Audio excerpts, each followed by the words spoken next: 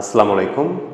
অনেকের হাতে ভিসা রয়েছে, সকল কাগজপত্র রয়েছে, চাচ্ছেন যে দেশের ভিসা রয়েছে সে দেশে যেতে এবং এই প্রসেসিং করতে বা দেশের বাইরে যেতে কিছু টাকার প্রয়োজন রয়েছে, কিন্তু আপনার ভিসার মেয়াদ কম রয়েছে, ভাবছেন যে সুদি বা মহাজনী ঋণ নিয়ে দেশের বাইরে যাবেন।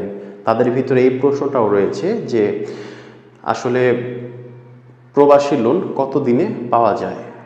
কারণ অল্প সময়ের ভিতরে পাওয়া গেলে তাহলে আর চড়া সুদে ঋণ নিতে হবে না। প্রবাসী কল্যাণ ব্যাংক থেকেই আপনার ভিসার কাগজপত্র দেখিয়ে আপনি লোন নিতে পারবেন।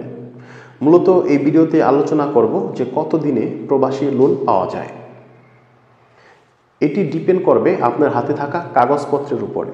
আপনার ভিসা, ম্যান পাওয়ার এবং ওয়ার্ক পারমিট এগুলো কমপ্লিট থাকলে, দুইজন জামিনদার সহ এবং সেখানে একটি অঙ্গীকারনামা, চারিত্রিক সনদপত্র একটি জমা দিতে হবে, এনআইডি কার্ড আর কিছু ছবি জমা দিলে খুব দ্রুতই আপনি প্রবাসী কল্যাণ ব্যাংক থেকে লোন নিতে পারবেন।